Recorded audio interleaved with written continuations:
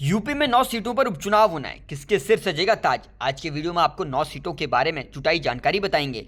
20 नवंबर को वोटिंग और 23 नवंबर को नतीजे आने हैं। उससे पहले देख लीजिए हमारी ये पूरी रिपोर्ट। उत्तर प्रदेश में 9 सीटों पर उपचुनाव के लिए सभी पार्टियों ने परचम लहराने के लिए पूरी ताकत झोंकी। नतीजा 23 नवंबर को सामने होगा कि किसके सिर सजेने वाला है ताज। योगी के लिए इस उपचुनाव में उनकी साख दांव पर है। जिन 9 सीटों पर उपचुनाव हो रहा है उनकी पूरी जानकारी हमने जुटाई है, आप गौर से देखिए। कुंदर की सीट पर मुकाबला भाजपा बनाम समाजवादी पार्टी है। कुंदर की में 60% आबादी मुस्लिम है। यहां से अखिलेश ने मोहम्मद रिजवान को टिकट दिया, जबकि बीजेपी ने रामवीर ठाकुर को अपना उम्मीदवार बनाया है। मीरापुर सीट से इस चुनाव में सपा प्रत्याशी सुब्बुल राणा और आरएलडी प्रत्याशी मिथिलेश पाल के बीच सीधी टक्कर होनी है। हालांकि यहां आजाद समाज पार्टी ने जाहिद हुसैन, बहुजन समाज पार्टी ने शाह नजर, एआईएमआईएम से अरशद राणा चुनावी मैदान में। गाजियाबाद सीट पर मुकाबला बीजेपी और सपा के बीच होना है। यहां से कुल 14 उम्मीदवार मैदान में हैं। बीजेपी से संजीव शर्मा, समाजवादी पार्टी से राज जाटव मैदान में है। बसपा से यहां से पीएन गर्ग को टिकट दिया है। ओवैसी ने रवि गौतम,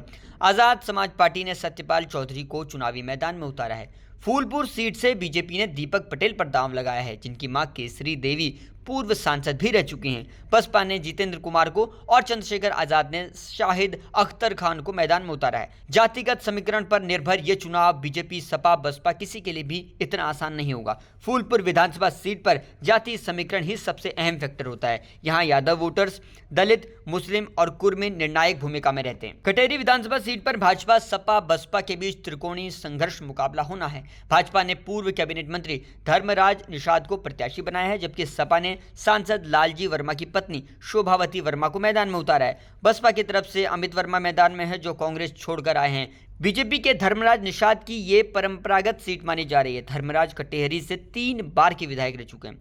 मजमा में सपा, बीजेपी और बसपा के बीच मुकाबला कांटे का है। मिर्जापुर लोकसभा में आने वाली मजमा बीजेपी के सहयोगी निषाद पार्टी के विधायक विनोद बिंद के इस्तीफे के बाद खाली हुई। विनोद बिंद ने बीजेपी के टिकट पर भदोही लोकसभा सीट से जीत दर्ज की है।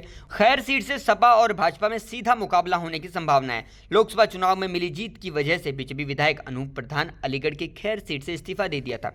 इस उपचुनाव में भाजपा ने सुरेंद्र दिलेर को अपना उम्मीदवार बनाया है। भाजपा का मुकाबला इस बार 2022 में बसपा प्रत्याशी रही, इस बार सपा से चुनाव लड़ रही चारू कैन से हैं। वहीं बसपा से पहल सिंह को अपना उम्मीदवार बनाया। सीसामऊ सीट पर मुस्लिम, ब्राह्मण और दलित वोटर मुख्य भूमिका में रहते हैं, इसलिए इंतजार नतीजों का करना होगा। कानपुर के सीसामऊ विधानसभा सीट पर इरफान सोलंकी के इस्तीफे के बाद यहां उपचुनाव हो रहा है। सपा ने यहां से उनकी पत्नी नसीम सोलंकी को उम्मीदवार बनाया है, जबकि भाजपा ने सुरेश अवस्थी को मैदान में उतारा है। बसपा ने भी अपना उम्मीदवार वीरेंद्र कुमार को इस चुनावी दंगल में खड़ा किया है। यहां पिछले 28 सालों से कमल नहीं खिला है। इनमें मुस्लिम करीब 1 लाख हैं और ब्राह्मण और अनुसूचित जाति के लगभग 60 हजार वोटर्स हैं। करल सीट से भाजपा ने अनुजेश प्रताप सिंह को चुनावी मैदान में उतारा है। वहीं सपा ने तेज प्रताप सिंह को अपना उम्मीदवार बनाया है। वहीं बसपा ने यहां से डॉक्टर अवनीश कुमार को प्रत्याशी बनाया है। इस उपचुनाव का मुख्य मुकाबला सपा और बीजेपी के बीच है। अखिलेश यादव के इस्तीफे से खाली हुई इस सीट पर सपा अपनी पकड़ बरकरार रखना चाहती है,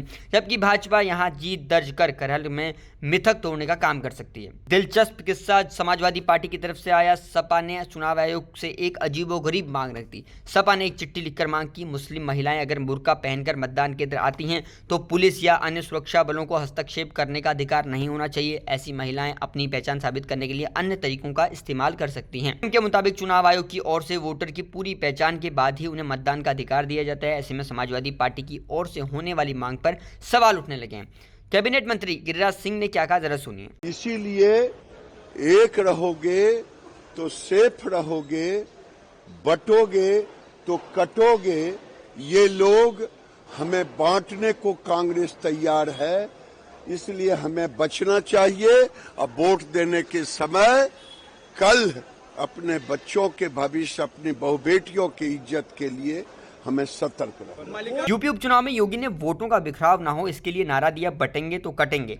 कांग्रेस ने नारा दिया, एक रहेंगे तो नेक रहेंगे। लेकिन नतीजे 23 नवंबर को पूरी तस्वीर साफ करेंगे। यूपी की जनता आखिर किसके साथ है। चुनाव की हर खबर सबसे पहले आपको जनसत्ता पर मिलती है। आप जुड़े रहिए जनसत्ता के साथ और ये भी बताइए कि आपकी विधानसभा का क्या हाल है।